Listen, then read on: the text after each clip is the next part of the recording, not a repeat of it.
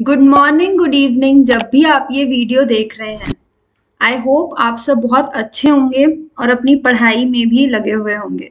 तो हम Mahatma Gandhi and the nationalist movement के बारे में डिस्कस कर रहे थे। इसमें अभी तक हमने पीछे के सारे एस्पेक्ट्स देखे थे कि कैसे गांधी जी चाह रहे थे कि हिंदू मुस्लिम हार्मनी एग्जिस्ट करे, और उन्होंने खादी को प्रमोट करना शुरू किया था रैदर दैन जो मिल में बने हुए क्लॉथ आ रहे थे ओवरसीज, यानी कि जो ब्रिटेन से ट्रांसपोर्ट इंपोर्ट हो रहे थे उनकी जगह उन्होंने कहा कि हमें अपनी जो यहाँ की खादी है हमें वो पहनना चाहिए। अब हम सॉल्ट सत्याग्रह जो था हम उसके बारे में डिस्कस करेंगे। ये केस स्टडी है जो हम शुरू करते हैं। तो hello and welcome to success learning. I hope आप सब बहुत अच्छे होंगे। अगर आप चैनल से फर्स्ट टाइम जुड़ रहे हैं तो चैनल को सब्सक्राइब करना, और अगर वीडियोस को अच्छी लगी, कुछ इन्फॉर्मेटिव सीखने को मिला तो वीडियो को डेफिनेटली लाइक कीजिएगा। तो शुरू करते हैं। अब इसमें जब नॉन कॉपरेशन मूवमेंट हमने देखा था कि एंड हो चुकी थी, तो उसके बाद बेसिकली आप ये कह सकते हो कि गांधी जी का जो पार्टिसिपेशन था ना पॉलिटिक्स में काफी कम हो गया था। उनका फोकस्ड जो था उनका वो सोशल रिफॉर्म की तरफ, कि सोसाइटी में जो भी प्रॉब्लम्स एग्जिस्ट कर रही थी उनमें कैसे चीजों को ठीक किया जाए। अब गांधी जी उस वक्त उन चीजों पे ही फोकस कर रहे थे। लेकिन 1924 में गांधी जी ने सोचा कि अब फिर से पॉलिटिक्स में जाया जाए, क्योंकि इस टाइम पे जब नॉन कॉपरेशन खत्म हो गई है और 1928 के जो बीच का टाइम है, इस टाइम में गांधी जी सिर्फ सोशल रिफॉर्म्स पे काम कर रहे हैं, वो कोई पॉलिटिकल एक्टिविटीज में पार्टिसिपेट नहीं कर रहे थे। और उसी टाइम पे पूरे इंडिया में एक कैंपेन चल रहा था against all white Simon commission. ये कमीशन क्या थी, जैसे यहाँ पे वर्ड लिखा हुआ है ऑल वाइट, इसमें सारे वाइट ब्रिटेन के लोग थे। लेकिन ये क्यों आ रहे थे इंग्लैंड से? इंक्वायर करने के लिए आ रहे थे जो कंडीशंस थी कॉलोनी की, यानी कि जो इंडिया की उस वक्त तो अनडिवाइडेड था पूरा का पूरा जो सब कॉन्टिनेंट वाला एरिया था, तो इंडिया की जो कंडीशंस थी उनको देखने के लिए वो यहाँ आ रहे थे।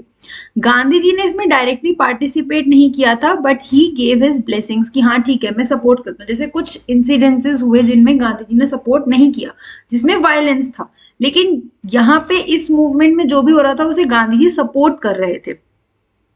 और जो पेजेंट सत्याग्रह बारदोली में चल रहा था ये भी 1928 की ही बात है, तो उस पे भी गांधी जी ने डायरेक्टली पार्टिसिपेट नहीं किया, बट हाँ उन्होंने सपोर्ट किया।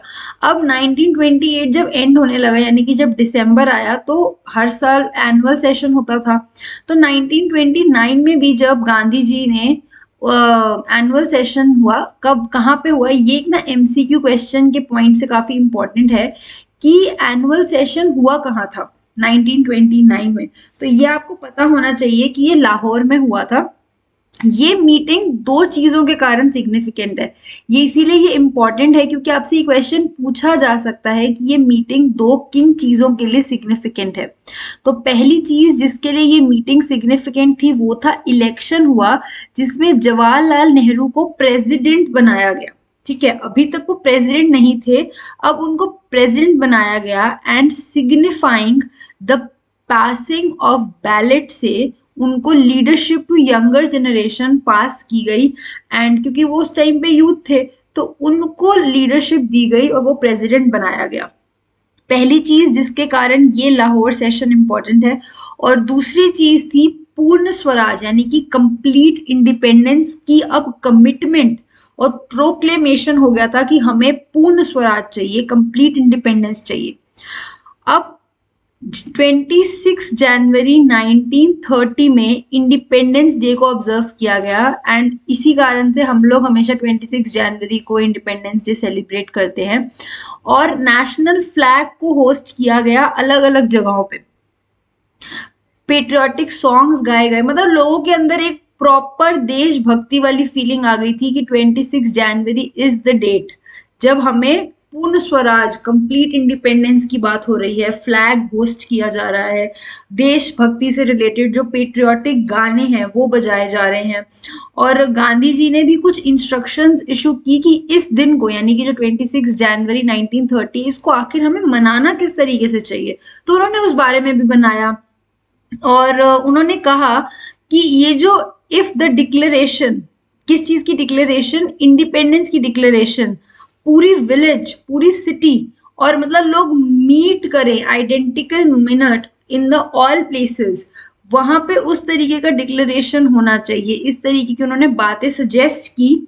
और उन्होंने कहा कि मीटिंग, गांधी जी सजेस्टेड कि एक मीटिंग होनी चाहिए और वो बिल्कुल ट्रेडिशनल वे में होनी चाहिए, जैसे यहाँ पे ड्रम्स बजते हैं, बाजे ढोल जो भी बज रहे हैं, और सेलिब्रेशन हो रहा है, और नेशनल फ्लैग को होस्ट किया जाएगा। और बाकी का जो दिन है, जैसे नेशनल फ्लैग होस्ट हो गया और ड्रम्स व्रम्स बज गए, तो थोड़े थोड़े टाइम के लिए होगा ना, पूरे दिन थोड़ी आप ड्रम्स बजाते रहोगे, या होस्ट फ्लैग कितनी बार करोगे, एक ही बार करोगे ना। तो उसके बाद आप पूरा दिन अब क्या करोगे, अब पूरे दिन आपको कंस्ट्रक्टिव वर्क करना चाहिए, या तो आप स्पिनिंग करोगे, क्योंकि जैसे पिछले पार्ट में भी मैंने बताया था कि गांधी जी खादी को प्रमोट कर रहे थे, तो ठीक उसी तरह उन्होंने अभी भी बोला कि आपको स्पिनिंग का काम करना चाहिए, या फिर जो अनटचेबल्स हैं, जिनको हमेशा पूरे साल हमेशा वो काम करते रहते हैं, कम से कम इस दिन हमें उनको सर्विस करनी चाहिए, अनटचेबल्स को। हिंदूज को रीयूनियन होना चाहिए। और मतलब बहुत से उन्होंने जो चीजें बोली, हमें बेसिकली उनका ही था कि यूनाइट होके हमें सबको साथ मिलके काम करने चाहिए, ताकि एक वो जो इम्पॉसिबल नहीं है हमारा साथ रहना, वो चीज को वो चाह रहे थे करना।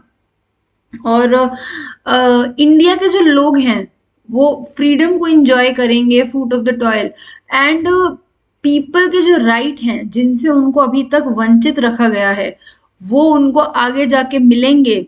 और राइट टू ऑल्टर इट, जो भी उनको ऐसा लगता है कि जो फ्रीडम होगी, जब हमारे पास आजादी आ जाएगी, तो कोई भी ऐसा राइट जो उनको लगता है कि उनसे उनको वंचित रखा गया है, उनको नहीं मिला है, तो वो उनको मिले। और जो उनको लगता है कि चीजें गलत हैं, वो अबॉलिश भी हों, इस तरीके की हमारी वो होनी चाहिए। तो ये सब बातें थी जो गांधी जी ने कही। आपको अगर क्वेश्चन आए कि 26 जनवरी 1930 के बारे में आप क्या कहोगे, या फिर कि ये लाहौर सेशन जो हुआ था ये कब हुआ, या ये दिसंबर 1929 ये एक इम्पोर्टेंट डेट क्यों है, ये इतनी इम्पोर्टेंट क्यों है, या इस टाइम पे जो कांग्रेस की एनुअल मीटिंग हुई वो क्यों इम्पोर्टेंट है, या फिर हम इंडिपेंडेंस डे 26 जनवरी जब हमने 1930 में मनाया वो उसके बारे में, इवेंट्स के बारे में लिखिए। तो आप इन दोनों चीजों में ना एक दूसरे का भी थोड़ा सा मेंशन करना, जब आप जनवरी 1930 की बात करोगे तो आप उससे पहले का थोड़ा सा बैक ले जाके आप ये बताना कि पूर्ण स्वराज की बात हो रही थी, और कैसे एक होस्ट किया गया हमारा नेशनल फ्लैग, लोगों ने अलग अलग जगहों पे सेलिब्रेशन किया, गांधी जी ने अपना पॉइंट रखा। क्योंकि देखो chapter is about Mahatma Gandhi, तो अगर आपसे क्वेश्चन भी पूछा जा रहा है कि जनवरी 26 1930 में किस तरीके से सेलिब्रेशन हुआ, या दिसंबर 1929 क्यों इंपॉर्टेंट है, तो आपको थोड़ा सा मेंशन अबाउट कि गांधी जी ने इंस्ट्रक्शंस दी कि आप जब अपना ड्रम्स वगैरह बजाओ ट्रेडिशनल तरीके से होना चाहिए, और हमको यूनाइट होके हमें अनटचेबल्स को भी सर्व करना है, हमें स्पिनिंग करनी चाहिए। आप इसमें ये बात लिख सकते हो कि क्योंकि वो खादी को वैसे भी प्रमोट करते थे।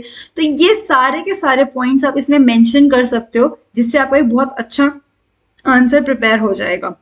अब डांडी मार्च, जो कि सॉल्ट के बारे में ये केस स्टडी चल रही है, तो ये यहाँ से शुरू हुई, तो ये चीज तो आपकी चल रही थी। अब हम मार्च में आ चुके हैं, मार्च के 1930 में ये डांडी वाली चीज अब होने वाली है।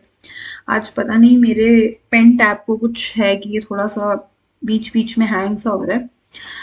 सून, अब जब इंडिपेंडेंस डे को ऑब्जर्व कर लिया गया, soon after the observance of this independence day, Gandhi ji ने एक चीज जो अनाउंस की मार्च में, वो थी ब्रिटिश इंडिया का एक कानून ब्रेक करने की बात, वो था सॉल्ट लॉ। सॉल्ट एक ऐसी चीज है जो गरीब से लेके अमीर सबके घर में हमारे देश में मिलती ही मिलती है, और हमारे खाने का सबसे इंपॉर्टेंट इंग्रेडिएंट है ये। चाहे आप सुबह की सब्जी बना रहे हो, रात का खाना बना रहे हो, आपको नमक तो डालना ही डालना है, एक्सेप्ट अगर आप कुछ मीठा बना रहे हो ऑब्वियसली। अब ये मत कमेंट करना कि मैम हर चीज थोड़ी नमक डलता है, मुझे पता है वो। तो point is back to the discussion कि सॉल्ट एक बहुत इंपॉर्टेंट पार्ट है, और उसके ऊपर ब्रिटिश इंडिया का जो ये एक रूल था, लॉ बनाया हुआ था, उनकी स्टेट की मोनोपोली थी इसके ऊपर। स्टेट ये जो सॉल्ट मोनोपोली को पिक किया गांधी जी ने, वो एक ऐसा तरीका था जिसके कारण वो रिच और पुअर दोनों को साथ में ला सकते थे, क्योंकि ये दोनों के घर के हाउस होल्ड का इंग्रेडिएंट था। लेकिन हमारे देश में नमक मिलता है, बट ये फॉरबिडन था कि आप खुद नहीं बना सकते सॉल्ट, कंपेलिंग देम कि आपको शॉप्स में पैसे दे के खरीदना पड़ेगा। अरे जब हम खुद बना सकते हैं, हमें पैसे क्यों देने हैं? बट लॉ था, स्टेट की मोनोपोली थी, तो सॉल्ट का जो ये लॉ था ना, इससे बहुत लोग परेशान थे। इसी को ही गांधी जी ने टारगेट किया और बहुत सारे लोगों को वो इकट्ठे लेके आए। गांधी जी ने चैलेंज किया ब्रिटिश राज को, और इस चीज को उन्होंने पहले ही, जब उन्होंने डिसाइड किया कि वो ऐसा करेंगे, तो उन्होंने सॉल्ट मार्च का नोटिस वायसरॉय जो उस वक्त के थे, लॉर्ड इरविन, उनको दे दिया।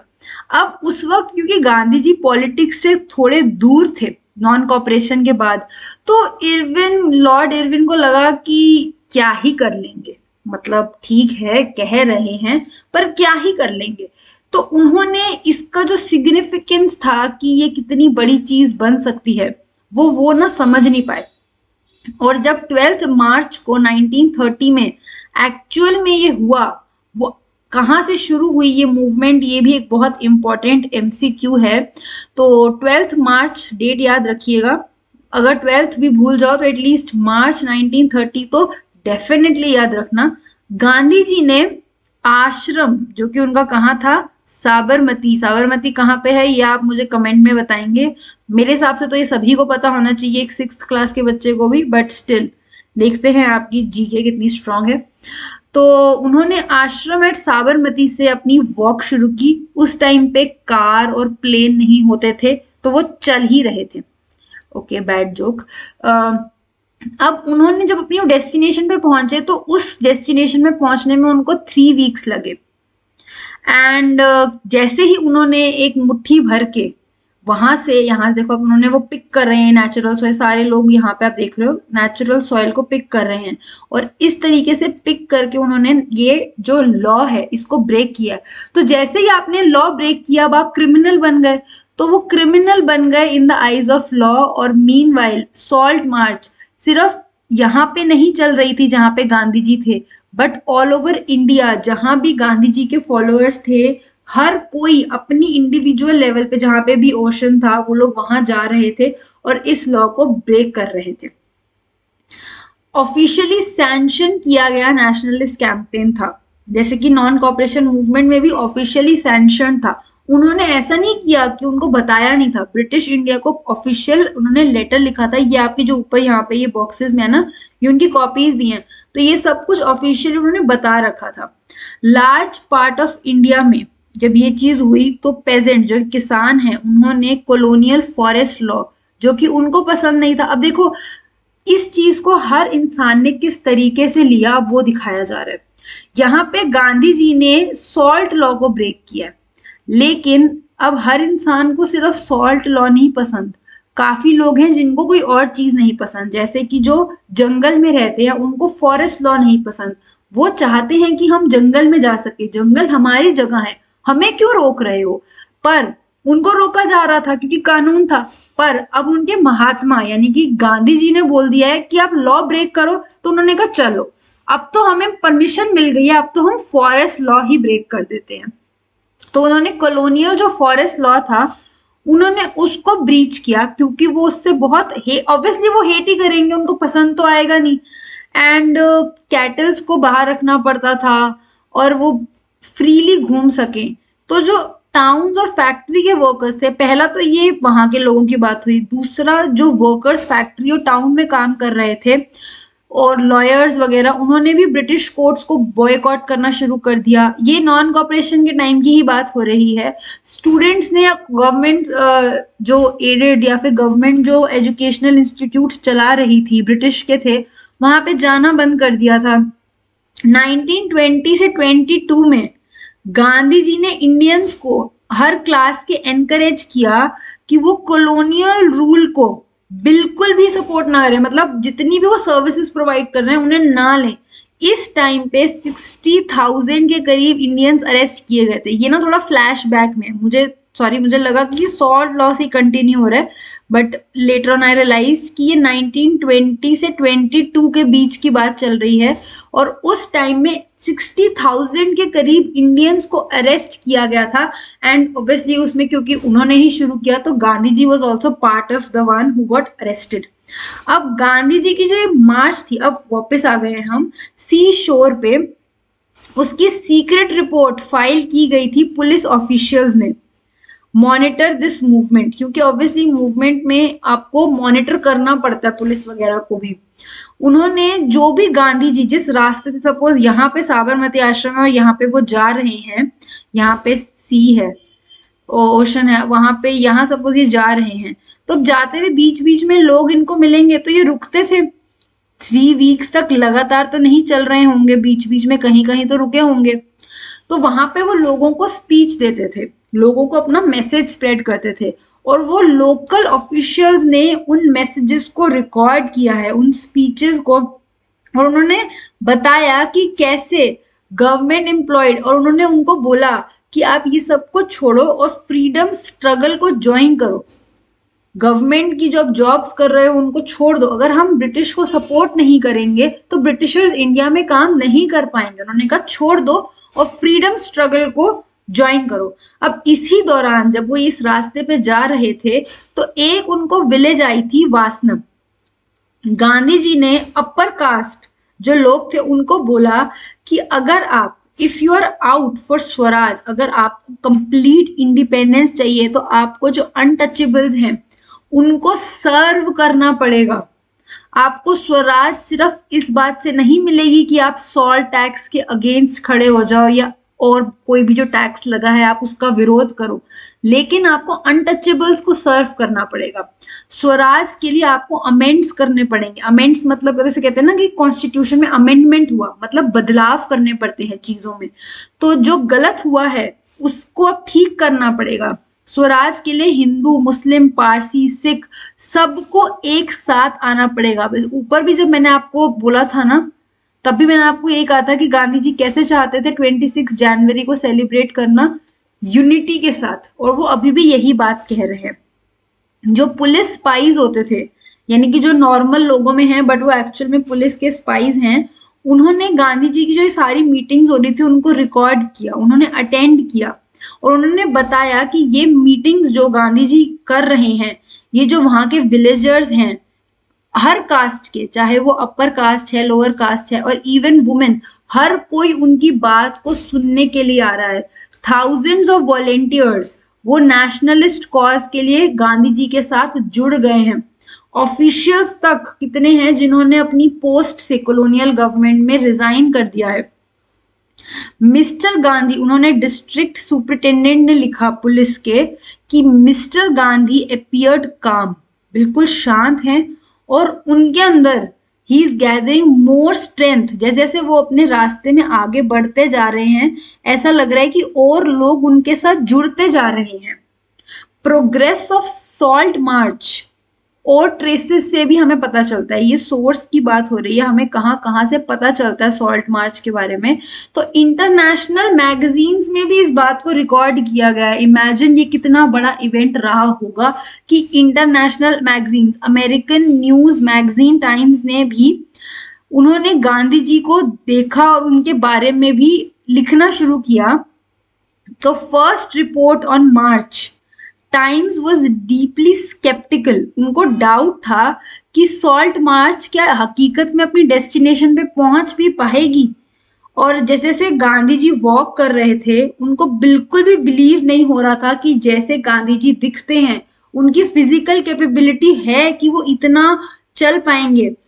पर जैसे जैसे टाइम मूव करता गया, विकसत उन्होंने भी अपनी थॉट को चेंज किया एंड उन्होंने बोला कि British rulers were desperately anxious, वो भी थोड़ा सा घबरा गए. Gandhiji himself, they know, saluted as a saint and statesman, were using Christian acts as weapon against men with Christian belief. Christian के एक्ट्स ही वो क्रिश्चियन बिलीफ्स के अगेंस्ट यूज कर रहे हैं, इसीलिए उनको इस तरीके से सेंट और स्टेट्समैन की तरह से कहा गया. अब सॉल्ट मार्च एटलीस्ट 3 रीजंस हैं कि ये बहुत इंपॉर्टेंट है. ये आपके लिए आंसर राइटिंग के हिसाब से भी बहुत इंपॉर्टेंट है. फर्स्ट, ये इवेंट फर्स्ट बिगेस्ट ऐसा इवेंट था जिसने महात्मा गांधी को वर्ल्ड अटेंशन दी. नॉन कॉपरेशन या उससे पहले की जो मूवमेंट्स हो रही थी उसमें गांधी जी को इंडिया में रिकॉग्निशन मिल रही थी. ठीक है, ये याद रखना कि आप कहो कि यहाँ पे क्यों हो रहा है, क्योंकि तब तक गांधी जी को वर्ल्ड रिकॉग्निशन नहीं मिली थी, उनको इंडिया में रिकॉग्निशन मिली थी.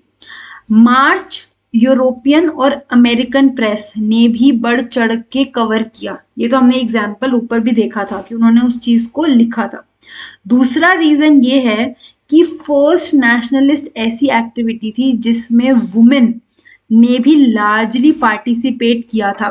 सोशल एक्टिविस्ट जैसे कि कमला देवी चट्टोपाध्याय, उन्होंने गांधी जी को बोला कि ऐसा मत कीजिए कि यहाँ पे इस मूवमेंट में सिर्फ मेन पार्टिसिपेट करें, क्योंकि अभी तक सिर्फ मेन ही प्रोटेस्ट करते थे. उन्होंने कहा कि हमें भी मौका दो. न्यूमरस वुमेन ने अपने आप को अरेस्ट करवाया सॉल्ट और लिकर लॉ के अगेंस्ट. ये एक बहुत बड़ी चीज थी क्योंकि इससे पहले वुमेन को अरेस्ट नहीं किया जाता था, ये सारी चीजें नहीं होती थी, पर अब ये चीज भी हुई थी. तीसरा सिग्निफिकेंस ये है कि इसने फोर्स किया था ब्रिटिशर्स को ये रियलाइज करने के लिए कि ऐसा नहीं है कि उनका राज हमेशा हमेशा रहेगा, वो फॉरएवर नहीं है. और उन्होंने देखा कि सम इंडियंस वो भी अब पावर में आ रहे हैं, तो उनको ये रियलाइज होने लगा था कि उनकी पावर हमेशा नहीं रहेगी. अब इसके बाद राउंड टेबल कॉन्फ्रेंसेस हुई लंदन में. जो फर्स्ट राउंड टेबल कॉन्फ्रेंस की मीटिंग हुई वो नवंबर 1930 में की गई थी, लेकिन इसमें कोई प्री एमिनेंट यानी कि कोई नामी लीडर नहीं था. गांधी जी जनवरी 1931 में रिलीज हुए थे जेल से. जी वो ऑब्वियसली वो क्रिमिनल बन गए थे ना, क्योंकि उन्होंने एक लॉ को ब्रेक किया. और उन्होंने काफी सारी मीटिंग्स की वायसरॉय से, और उसके बाद एक गांधी इरविन पैक्ट रिलीज हुआ था, और जिसमें सिविल डिसोबीडियंस को कॉल ऑफ कर लिया गया था. शर्त ये रखी गई थी कि हमारे जितने भी प्रिजनर्स जिनको पकड़ा गया है, जो हमारे नेशनलिस्ट फ्रीडम स्ट्रगल के लिए लड़ाई कर रहे हैं, उन सबको रिलीज किया जाए, और जो सॉल्ट मैन्युफैक्चर है वो अलाउ किया जाए कोस्ट की तरफ. मतलब अब वो ऐसा ना हो कि वो हमें अलाउड ना हो, वो हमें अलाउ करो. Pact was criticised by radical nationalist, क्योंकि गांधी जी वायसरॉय का कमिटमेंट नहीं ले पाए थे कि हमें पॉलिटिकल इंडिपेंडेंस मिलेगी, और ये हमारे लिए सबसे इम्पोर्टेंट था. तो वो चाहते तो वो टॉक्स टूवर्ड्स पॉसिबल एंड, अगर ये हो पाता, वो एश्योर करवा पाते, तो ये सबसे ज्यादा जरूरी होता. बट ये चीज नहीं हो पाई थी. पर ये गांधी इरविन पैक्ट पे भी आपको क्वेश्चन आ सकता है कि उसमें क्या कंक्लूजन निकला. तो आपको पहले तो ये पूरा लिखोगे कि वो रिलीज हुए, उसके बाद कुछ मंथ्स तक उनकी मीटिंग्स चली, फिर आप क्या उन्होंने अचीव किया, क्या वो रेडिकल्स चाहते थे कि वो अचीव करें पर वो नहीं कर पाए, वो सब आप मेंशन करोगे. अब सेकेंड राउंड टेबल कॉन्फ्रेंस हुई लास्ट पार्ट ऑफ 1931. इसमें गांधी जी कांग्रेस को रिप्रेजेंट करते हुए गए थे, ऑल्दो वो ये क्लेम कर रहे थे कि वो पूरे इंडिया को वही रिप्रेजेंट कर रहे हैं, पर ऐसा नहीं था. वहां पे 3 पार्टीज पहुंची हुई थी. कौन सी? मुस्लिम लीग, जो कि ये कह रही थी कि हम मुस्लिम माइनॉरिटी के इंटरेस्ट के लिए यहाँ पे खड़े हैं. From the princess who claimed that Congress हमारी कोई भी टेरिटरी का हिस्सा नहीं है, तो हम अपने आप को खुद से रिप्रेजेंट करेंगे. और थर्ड थे बी आर अम्बेडकर, जो अलग से रिप्रेजेंट कर रहे थे लोअर कास्ट को। तो कांग्रेस तो एक थी ही, उनके अलावा ये 3 रिप्रेजेंटेटिव कौन से, एक तो मुस्लिम माइनॉरिटी के लिए मुस्लिम लीग, दूसरा प्रिंसेस जो खुद को उनका रिप्रेजेंट कर रहे थे क्योंकि उन्होंने कहा कांग्रेस हमें नहीं रिप्रेजेंट कर सकती, और तीसरे BR अम्बेडकर जो लोअर क्लास को रिप्रेजेंट कर रहे थे। इसका कोई कंक्लूजन नहीं निकल सका था ये सेकेंड राउंड टेबल कॉन्फ्रेंस का, और गांधी जी वापस आ गए थे और उन्होंने सिविल डिसोबीडियंस मूवमेंट को फिर से शुरू कर दिया था। इस टाइम तक नए वायसरॉय लॉर्ड विलिंगटन आ चुके थे और ये बिल्कुल अनसिंपैथेटिक थे टुवर्ड्स इंडियन लीडर्स, इनका कोई भी वो सपोर्ट नहीं था। तो ये एक लेटर है जो उन्होंने लिखा है, तो ये उन्होंने अपनी सिस्टर को लिखा था। अब 1935 में एक नई गवर्नमेंट आई जिसने इंडियन एक्ट प्रॉमिस किया कि हम कुछ रिप्रेजेंटेशन देंगे गवर्नमेंट में इंडियंस को। 2 साल बाद इलेक्शन हुए और कुछ रिस्ट्रिक्टेड फ्रेंचाइजीज में कांग्रेस, जब इलेक्शन हुए तो कांग्रेस जीती। नाउ 8 आउट ऑफ 11 प्रोविंसेस में कांग्रेस थे। Prime minister working under the supervision of British governor. तो 8 आउट ऑफ 11 सीट्स कौन जीता प्रोविंसेस में, कांग्रेस की गवर्नमेंट बनी। सितंबर 1939 में, बिल्कुल 2 साल बाद ही जब कांग्रेस मिनिस्ट्रीज ने ऑफिस कंट्रोल किया था, सेकेंड वर्ल्ड वॉर शुरू हो गया।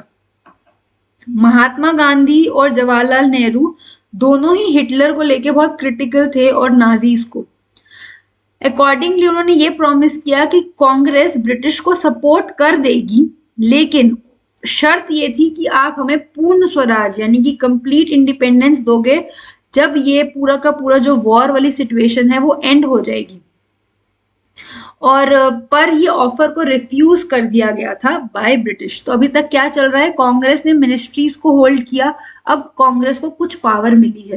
कांग्रेस को पावर मिलने के लगभग 2 साल बाद ही क्या हुआ है, वर्ल्ड वॉर आ गया है। वर्ल्ड वॉर में अब ब्रिटेन क्या चाहता है कि आप हमें सपोर्ट करो।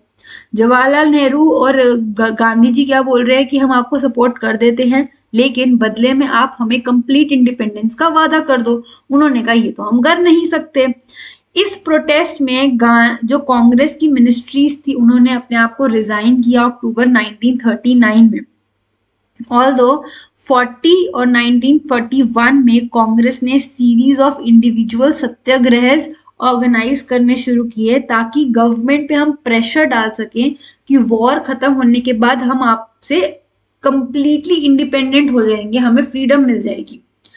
मार्च 1940 में मुस्लिम लीग ने एक रेजोल्यूशन पास किया demanding a measure of autonomy for Muslim majority areas, कि हमें उन एरियाज में ऑटोनॉमी दो। ठीक है, तो 3 कॉन्सेप्ट यहाँ पे आप देख रहे हो। पहला आपने देखा कि राउंड टेबल कॉन्फ्रेंस की बात हो रही थी जो कि फेल हो गया, उसमें कोई कंक्लूजन नहीं निकला। दूसरी बात हुई इलेक्शंस की, कि जब नई पॉलिटिकल पार्टी आई उन्होंने कहा ठीक है हम आपको कुछ रिप्रेजेंटेशन देंगे। अब जब कांग्रेस के लोग कुछ पावर में आए तो 2 साल बाद ही वॉर हो गया। वॉर में उन्होंने क्या बोला कि आप हमें सपोर्ट करो। उन्होंने कहा हम सपोर्ट तभी करेंगे जब आप हमें आजादी दोगे। उन्होंने कहा हम आपको स्वराज तो दे नहीं सकते। तो उन्होंने फिर प्रेशर डालने के लिए रिजाइन किया और रूलर्स को फ्रीडम मिले उसके लिए सत्याग्रह ऑर्गेनाइज करने शुरू किए। अभी ये सब कुछ चल ही रहा था तो मीनवाइल मुस्लिम लीग को रियलाइज हुआ कि अरे हमें भी तो कुछ करना चाहिए। तो उन्होंने 1940 में डिमांड किया कि जहां पे मुस्लिम मेजॉरिटी एरिया है वहां पे हमें ऑटोनॉमी मिले। अब इससे क्या हुआ, पॉलिटिकल जो चीजें थी ना वो बहुत कॉम्प्लिकेटेड हो गई। अभी तक क्या चल रहा था कि इंडिया वर्सेस ब्रिटेन था, मतलब इंग्लिश था, लेकिन अब इंडिया वर्सेस इंग्लिश नहीं था। अब स्ट्रगल शुरू हो गई थी कांग्रेस, मुस्लिम लीग और जो लेबर पार्टी, वहां की जो लेबर के मेंबर्स थे। ऑल पार्टी गवर्नमेंट थी वहां पे शायद उस वक्त, शायद नहीं मतलब थी। तो अब ये स्ट्रगल इंडिया वर्सेस ब्रिटिश नहीं थी, अब ये स्ट्रगल कांग्रेस मुस्लिम लीग वर्सेस ब्रिटेन हो गई थी। अब उस टाइम में ब्रिटेन में had all party government. Labour member जो थे वो इंडियन की जो एस्पिरेशंस थी उनके तरफ सिंपैथेटिक थे। वो चाहते थे कि ठीक है अब इन लोगों को हमें फ्रीडम इंडिपेंडेंस दे देनी चाहिए। तो उस टाइम में जो विंस्टन चर्चिल थे, उन्होंने इंसिस्ट किया कि जो किंग्स फर्स्ट मिनिस्टर है उसको अपॉइंट किया जाए preside over liquidation of British power, कि धीरे धीरे वहां से ब्रिटिश पावर को खत्म कर दिया जाए। चर्चिल ने एक सर स्टेफर्ड क्रिप्स भेजा देखने के लिए कि क्या वो गांधी जी के साथ कॉम्प्रोमाइज कर पाएगा, गांधी जी और कांग्रेस के साथ। बात हुई, बात कुछ भी कंक्लूड नहीं हुई, और इसी टाइम पे क्रिप्स मिशन के अगेंस्ट काफी ज्यादा वायसरॉय ने अपॉइंट जो किए गए थे, उन्होंने भी सोचा कि British defended India from Axis power, लेकिन इसका कुछ भी कंक्लूजन नहीं निकल पाया था क्रिप्स मिशन के बाद भी। तो क्रिप्स मिशन फेल हो गया, क्रिप्स मिशन से कोई कंक्लूजन नहीं निकला, और क्विट इंडिया मूवमेंट की, क्विट इंडिया अंग्रेजों भारत छोड़ो वाली चीज शुरू हो गई थी। तो अभी हमने काफी सारे कॉन्सेप्ट्स को कवर किया है। ये कॉन्सेप्ट्स काफी टिपिकल हैं क्योंकि इनसे क्वेश्चंस आने की भी बहुत बड़ी पॉसिबिलिटी है। हमने इसमें सॉल्ट मार्च को काफी अच्छे से कवर किया है, ना ही सिर्फ सॉल्ट मार्च बट उसके बाद जो इंसिडेंट्स हुए, जैसे कि गांधी इरविन पैक्ट, उससे पहले लाहौर सेशन जो हुआ, फिर गांधी इरविन पैक्ट, फिर सेकेंड राउंड टेबल, और उसके बाद कैसे अब ये डिस्कशन चल रही थी कि क्रिप्स कमीशन आए और कुछ कंक्लूजन निकले बट वो फेल हो गया, एंड क्विट इंडिया मूवमेंट यानी कि अंग्रेजों भारत छोड़ो वाली अब शुरू होगी मूवमेंट। तो अब हम वो अगली वीडियो में डिस्कस करेंगे। आई होप आप लोगों को ये पूरा का पूरा टॉपिक अच्छे से समझ आया होगा। इसमें मैंने जो इंपॉर्टेंट पॉइंट्स बताए हैं उनको या तो अपनी बुक में मार्क कर लेना, या फिर कहीं नोट्स प्रिपेयर करते हो तो वहां लिख लेना, क्योंकि इसकी पॉसिबिलिटी है एमसीक्यू में भी और लॉन्ग क्वेश्चन में भी आने की। आई होप आपको ये वीडियो अच्छी लगी होगी। अच्छी लगी है तो लाइक कर दीजिए, और अगर सब्सक्राइब नहीं किया है तो आई होप आप कर ही दोगे। Thank you so much video को एंड तक देखने के लिए। मिलती हूँ मैं अगली वीडियो में, तब तक के लिए keep learning and keep growing. Bye bye and take care.